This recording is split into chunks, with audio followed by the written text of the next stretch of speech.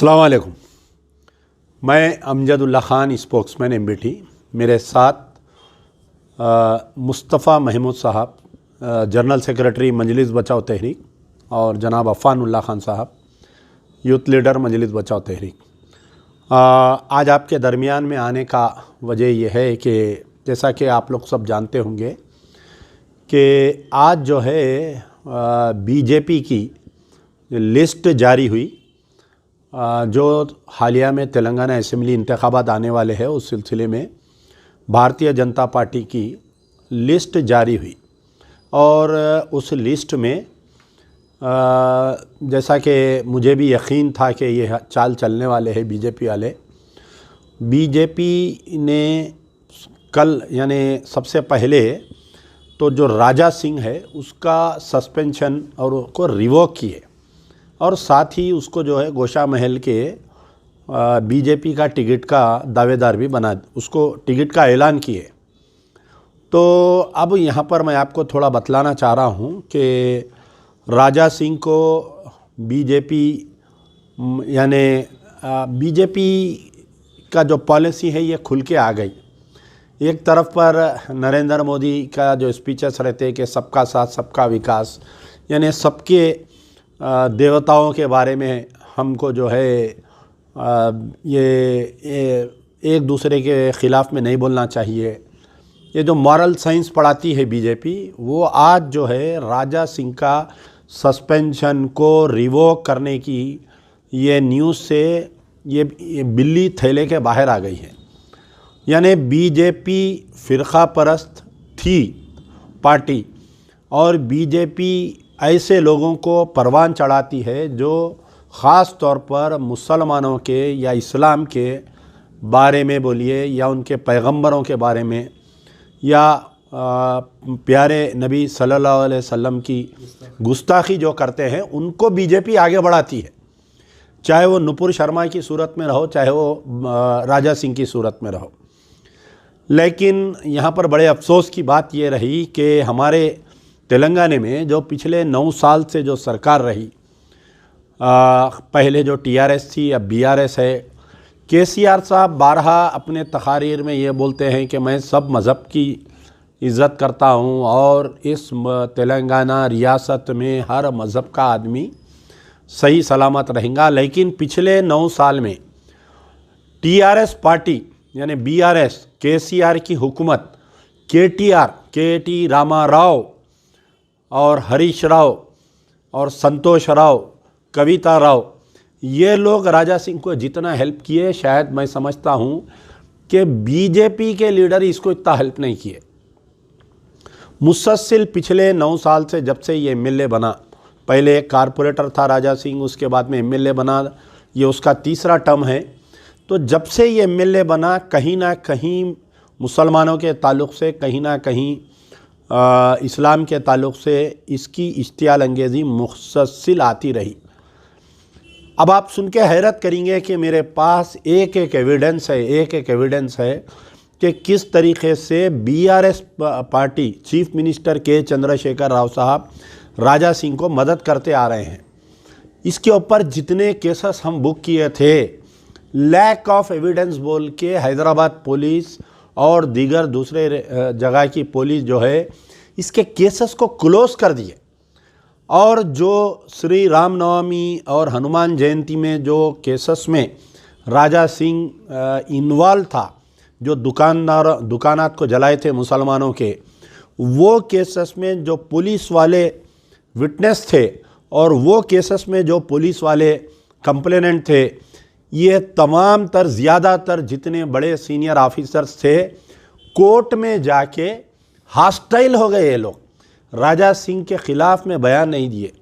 यानी एक तरफ इसको खुली छूट दे दी गई बीआरएस सरकार की तरफ से, केसीआर की तरफ से, केटीआर की तरफ से, और दूसरी तरफ अगर इसके ऊपर केसेस कुछ पुलिस वाले बुक किए तो आगे जाके वो केसेस को जो है लैक ऑफ एविडेंस बोल के केसेस को क्लोज कर दिए।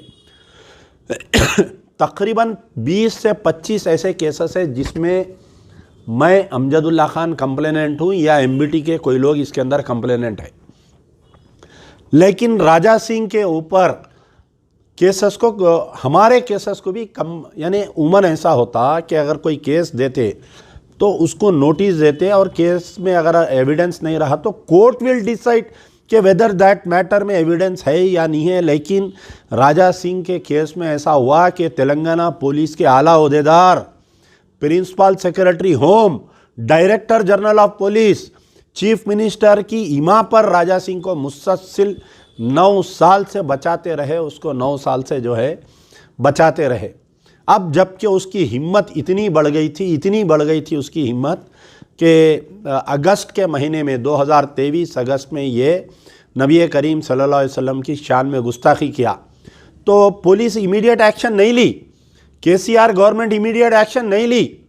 काबिल मुबारकबाद है वो नौजवान जो रोड पर आकर जो लंबा एजिटेशन चलाए, 10 दिन तक एजिटेशन होने के बाद में जब ये देखे कि हुकूमत बदनाम हो रही, कि inaction of the KCR government, inaction of the KTR government, उसके अंदर तहत इसको जो है मजबूरन गिरफ्तार करे। फिर एक बगैर किसी तैयारी के कोर्ट में गए ये लोग पीडी एक्ट डालने के सिलसिले में।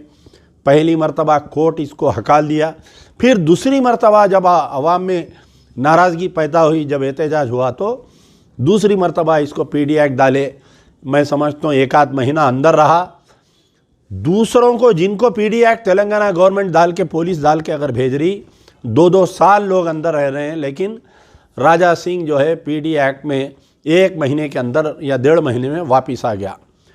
अब उसके बाद में बीजेपी वाले जो राजा सिंह को सस्पेंड किए थे, मैं आपको आज ये अंदर की बात बोल रहा हूँ, ये राज बता रहा हूँ मैं आपको कि ये सरकार दो आलम सल्लल्लाहु अलैहि वसल्लम की शान में गुस्ताखी किया या ये मुसलमानों के ख़िलाफ़ में बयान दिया बोल के बीजेपी वाले नहीं किए थे इसको सस्पेंड।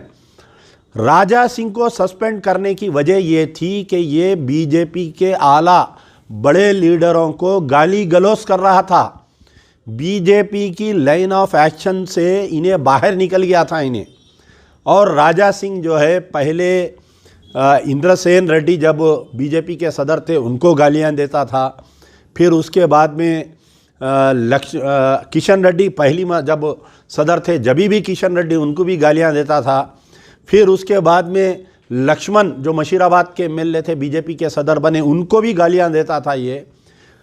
यानी जो भी बीजेपी के बड़े लीडर से उनके साथ बदतमीज़ी कर रहा था, गालियां दे रहा था। तो ये पूरी बीजेपी की जो सीनियर टीम है ये मौका देख कर ये रखे कि मुसलमानों के खांधे पे गोली रख के चला दिए, ये बोले कि इसलिए हम इसको सस्पेंड कर रहे हैं। आप वो सस्पेंशन के आर्डर में भी देखिए, अगर बीजेपी की नीयत और नीति सही रहती, अगर वाकई ये मुसलमानों के बारे में हमदर्द होते, वाकई अगर ये लोग जो सरकार दो आलम सल्लल्लाहु अलैहि वसल्लम की निशान में गुस्ताखी करा बोल के इसको हटाते, तो सिर्फ सस्पेंशन नहीं, पार्टी से डिसमिस कर देना था इसको। और आज जो है उसको फिर से रिवोक नहीं करके उसको फिर से टिकट नहीं देना था।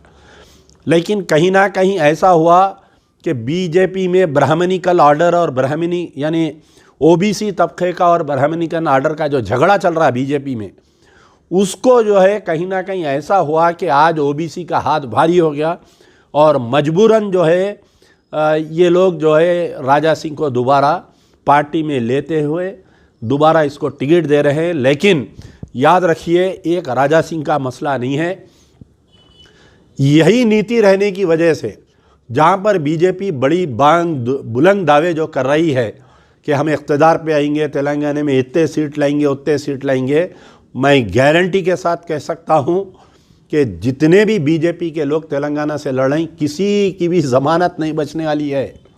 और राजा सिंह का भी गोशा महल से हारना यकीन है, क्योंकि मुझे थोड़ी बहुत उम्मीद जो कांग्रेस की जो लेडी कैंडिडेट है सुनीता राव, जो महिला सदर है, बेहतरीन कैंडिडेट दिए वो लोग, वहाँ से हो सकता कि मजलिस बचाओ तहरीक, हम हमारी जमात ने बात करने के बाद में सुनीता राव कांग्रेस की कैंडिडेट की तायद की हम ऐलान भी करेंगे।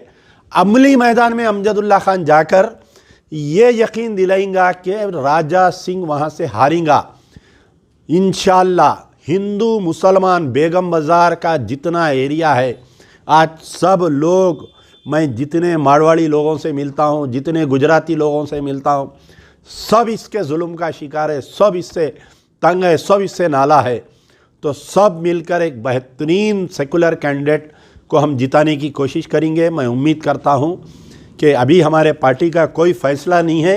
मैं हमारे पार्टी में ये बात रखा हूं कि जो लेडी कैंडिडेट आई है वहां पर की बेहतरीन उम्मीदवार है वो, उसकी सब मिलके मैं तो अब आप देखिए यहाँ पर क्रिमिनल नेग्लिजेंस हुआ ही है, यानी केसीआर राजा सिंह, केटीआर राजा सिंह का पूरे 9 साल में मैं दावे के साथ कह सकता हूं कि केटीआर एक मर्तबा भी राजा सिंह के कोई स्टेटमेंट को कंडम नहीं करे। केटीआर, तुम अपने आप को बड़ा सेकुलर बताते हो, लेकिन तुम्हारे आंग में भी चड्डी है। तुम्हारे बाबा के आंग में तो है सो है चड्डी, लेकिन तुम्हारे कने भी है। ये बात वाज़ेह हो गई। अगर तुम में दम है, आई एम चैलेंजिंग कि तुम केसीआर साहब जाके कामारेड्डी क्यों लड़ रही, केसीआर साहब तुम जाके गजवेल क्यों लड़ रही। अगर तुमको पूरे तेलंगाना के मुसलमानों के वोट होना है, या तो केसीआर आके लड़ो गोशा महल से, या तो केटीआर आके लड़ो गोशा महल से। हरीश राव तुम में दम है तो तुम आके लड़ो गोशा महल से, कविता को लाके डालो गोशा महल से। लेकिन ऐसा नहीं, कहीं ना कहीं सॉफ्ट हिंदुत्व बोलते, इसको क्या बोलते, सॉफ्ट हिंदुत्व। केसीआर और उनके अफराद ख़ानदान, केटीआर, कविता को ये डर है कि अगर हम राजा सिंह के ख़िलाफ़ में मुहिम चलाएंगे या राजा सिंह के ख़िलाफ़ में हम लड़ेंगे तो कहीं ना कहीं तेलंगाना का हिंदू नाराज़ होके जो है बीआरएस को वोट नहीं देंगे।